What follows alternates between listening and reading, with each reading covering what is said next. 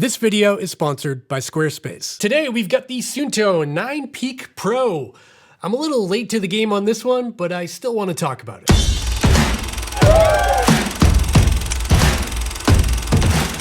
Well, hello there. Welcome back to my channel. I'm Dave from Chase the Summit, and this is the Suunto 9 Peak Pro. This watch has been around for a minute, and I've actually been testing this watch for several months, and I've been trying to get around to making a video about it, so that's what I'm doing today. This video is not going to be an overly in-depth review about the Suunto 9 Peak Pro, going through all the menu systems and details and specs. There are other videos out there from all those other YouTube people out there. In this video today, I just want to talk about 5 things I really like about the Suunto 9 Peak Pro, and I also want to talk about 5 things I don't like about this watch, and a couple of those things are pretty major, so stick around for that. Before we get into the good stuff though, I do want to give a shout out to the sponsor of this video, and that is Squarespace.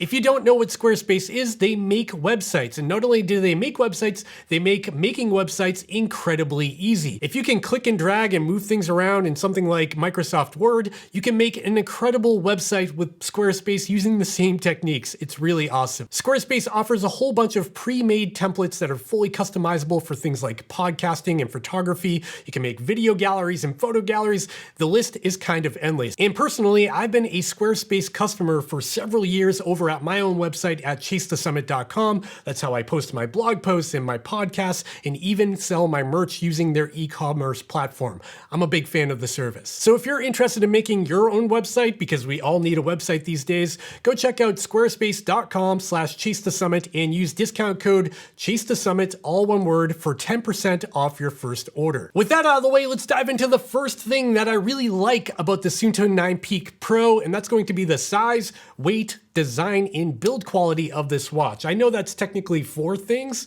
but I'm gonna lump those all together into one thing for the sake of this video. So as you can see here, the Suunto 9 Peak Pro is a really compact watch. This watch comes in at 43 millimeters in diameter. It's about 10.8 millimeters thick, which is pretty thin for a watch of this style.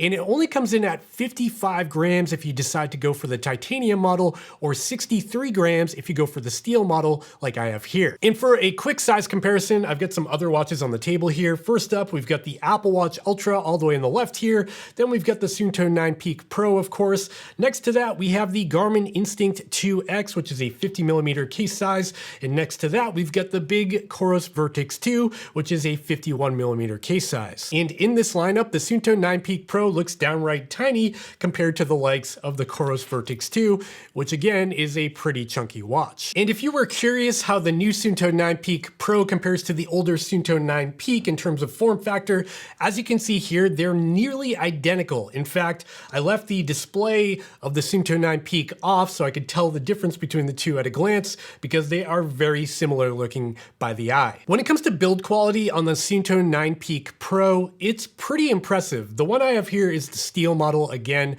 but it is a tank of a watch. This watch feels pretty hefty in the hand. When you pick it up, it feels like you're holding something of value. Even though it's not an incredibly heavy watch, it feels really high quality and very premium. The glass on the front of this watch is a sapphire crystal lens, which is incredibly scratch resistant. I've had a bunch of sapphire watches in the past. I've tripped and fallen while trail running, and I've never managed to scratch one. I do know you can scratch them. I've seen pictures online, but personally myself, I have abused a bunch of these watches, and I've never managed to scratch a sapphire lens, and that says a lot. And on top of having the sapphire lens in the metal case of the watch, this watch is also tested to a mil standard 810, and that's for shock and water resistance, so you know it's going to hold up to the elements when you're out there hiking or trail running or swimming or any of those things, because it's been tested to do that. With the form factor out of the way, let's talk about the next thing I really like about this watch, and that's going to be the battery life. The Suunto 9 Peak Pro received a pretty significant upgrade when it comes to battery life as compared to the older Suunto 9 Peak. This watch will get you up to 40 hours in a GPS activity with full accuracy, which is pretty impressive. That means if you're an ultra marathon runner, you're out there running 100 miles, you won't have to worry about charging this watch on the go unless you're doing something absolutely crazy like a 200-mile run or something like that. And even if you are running 200 miles with this watch, you can reduce the accuracy in the settings and get up to 200 hours in a GPS activity with reduced accuracy, which is pretty impressive as well. However, GPS battery life aside, what I find really impressive about the Suunto 9 Peak Pro is the standby battery life. This watch can get up to 21 days in time mode. That's just telling the time of day and reading your text messages and using it as a smartwatch. And that's compared to the relatively short 9 days that you would get on the older Suunto 9 Peak. What's interesting about the standby time is that in my testing so far, this watch has exceeded that 21 days of standby time, and I'm getting more like 24 or 25 days of standby time if I'm not using it all the time for going on runs and using the GPS. Another really nice feature about the Suunto 9 Peak Pro is that it's fast charge enabled. That means you can use the included dock I have here. This is a USB Type A to a magnetic cradle. The watch just kind of sits on that to charge, and when you plug it in, you can charge it for just 10 minutes and you'll get 10 hours of use in a GPS activity. Next up on the like list for the Suunto 9 Peak Pro is going to be GPS accuracy. I was pleasantly surprised with the GPS accuracy of the Suunto 9 Peak Pro. The interesting thing about the Suunto 9 Peak Pro is that it got an updated GPS chipset that improved accuracy and allows the watch to see up to 5 different satellite systems at the same time to acquire a more accurate GPS fix, which is great. However, this watch is not multiband enabled like a lot of the competition in this price point. Despite not having that multiband enabled chipset, I'm getting really good accuracy out of the Suunto 9 Peak Pro, right up there rivaling the likes of the Apple Watch Ultra and the Garmin Fenix 7 in a lot of my test runs. And it's been really consistent, even with heavy tree cover or cloud cover. I have not had any major issues with the Suunto 9 Peak Pro when it comes to GPS accuracy, which is great. Moving right along into the next thing I really like about the Suunto 9 Peak Pro is going to be the new updated chipset. The user experience just got better as compared to the older Suunto 9 Peak. With the Suunto 9 Peak Pro, if I navigate around the menus here, you can see that there's little to no lag as I click through all of the options of the menu.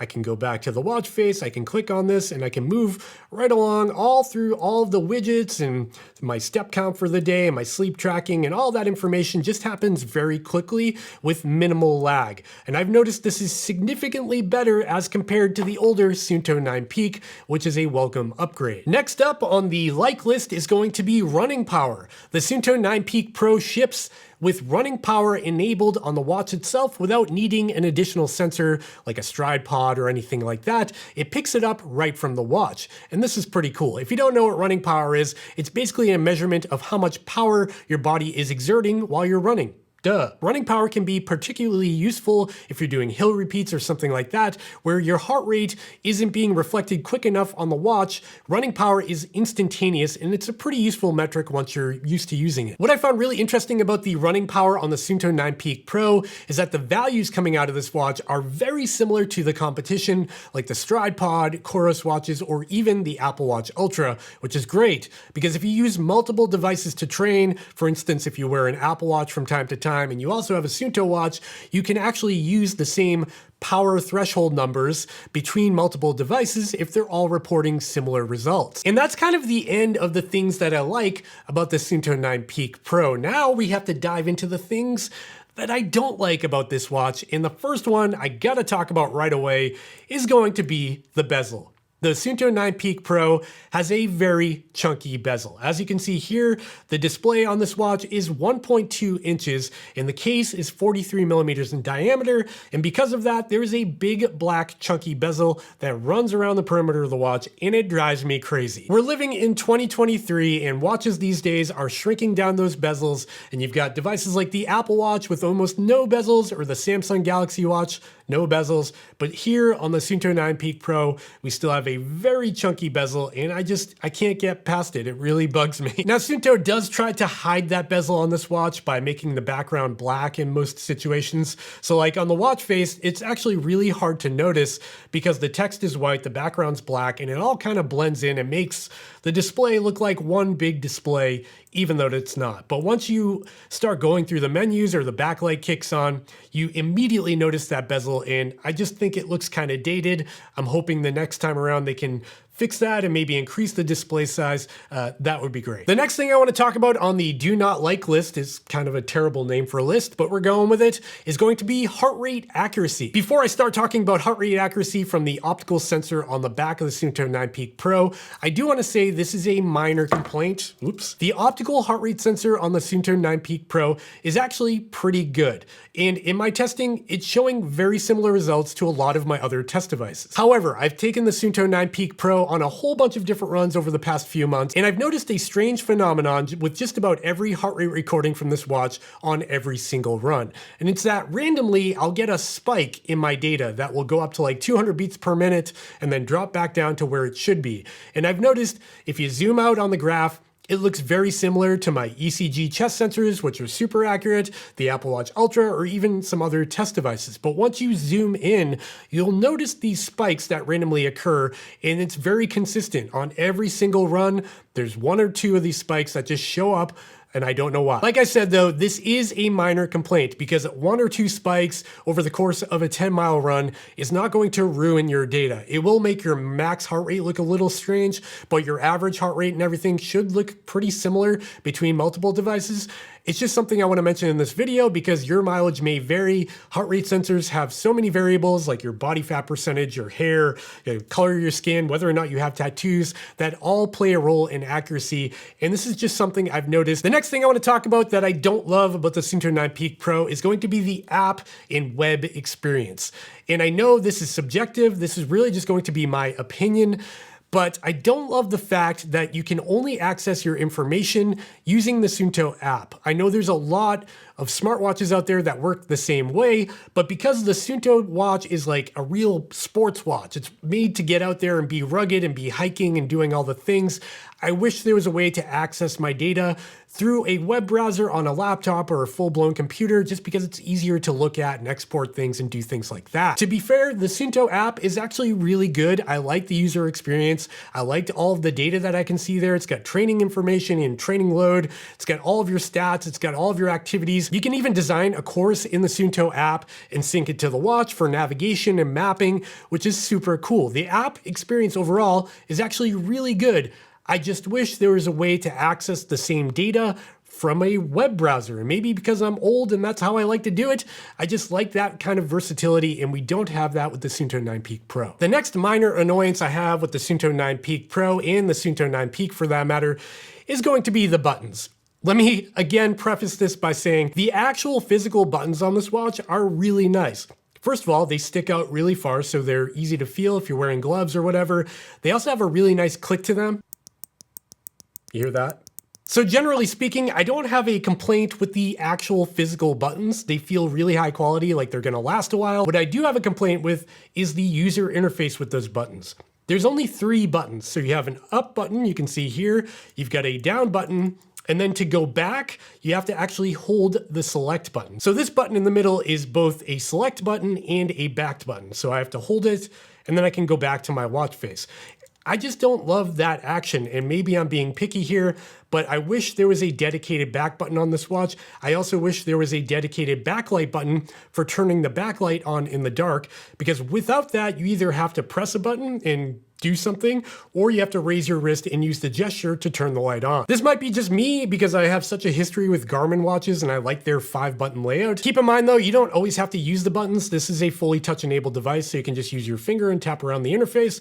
But if it's raining or you're wearing gloves or whatever, you're definitely gonna wanna use those buttons. With my nitpicking about the buttons out of the way, we've come to the final topic in this video, and the final thing I don't like about the Suunto 9 Peak Pro, and that's going to be the price. This watch comes in at $549 here in the USA for the stainless steel option I have here, or $699 here in the USA for the titanium model, which is available. And that is just a very high price point for what you're getting here. And because of that super high price point, I'd be remiss if I didn't compare it to some other devices in that territory. First up would be something like the COROS Vertix 2. This watch comes in at $699, so it's the same price as the titanium model. It's got way longer battery life. You get actual mapping with a base map and context, and it's multi-band enabled. And when it comes to the COROS options, the Vertix 2 is the most expensive model, but you could even get something something like the COROS Apex 2 Pro I have here, which comes in at $500, so it's around the same price as the Suunto 9 Peak Pro. It's got the web environment for the training hub, it's got mapping, it's got way longer battery life, and again, it's multi-band enabled. And of course, we've got to compare the Suunto 9 Peak Pro to something like the Garmin Fenix 7, which starts out around $699. And with the Fenix 7, you get way better navigation and mapping, you get a ton more wellness tools, you get a multi-band enabled device, and you get that Garmin Connect platform with a whole bunch of functionality and the web environment to go with it. So when it comes to the pricing on the Suunto 9 Peak Pro, I get it. It's Suunto. They're a premier brand. They make high quality stuff, and the Suunto 9 Peak Pro is no exception. Sapphire lens, titanium bezel, really high quality case. Everything feels rock solid. It's a really nice built device. Now, the issue is it just overbuilt? Did they spend too much money on making these watches so they have to charge more for them? I'm not sure. Is it a supply and demand thing? It could be that too. I'm not sure. All I'm saying is that at that $700 price point or the $550 price point for the steel model, it's a pretty hard pill to swallow because there is so much competition out there at that price point. With my rant about pricing out of the way, I want to quickly talk about who I think the Suunto 9 Peak Pro is for. And I think it's pretty simple. If you're a Suunto customer already, you love the platform, you love the Suunto app, and maybe you've got something like an older Suunto 9 Barrow that you want to replace with something smaller, with better battery life, a modern interface, and upgraded guts, and all the good stuff you get with this newer watch, this might be the watch for you. But for everybody else out there, if you're shopping for a brand new device, you've got $550 in your pocket, and you're wondering which way to go, I would think hard about going with the Suunto 9 Peak Pro as compared to some of the other options. However, this is a great looking watch. It's got a ton of features. It's got a great app, and I get why you might want this watch, which is why I now want to hear from you. In the comments down below on this video, let me know if you're going with the Suunto 9 Peak Pro, if you've got one already, what you think about it, what your experience have been. Share that all down below. I'd love to hear from you. And if you don't have one, let me know what you think about it. And if you've got something else that you think's better, let me know about that too. And with that, we have reached the end of this video about the Suunto 9 Peak Pro and what I like and what I don't like about it.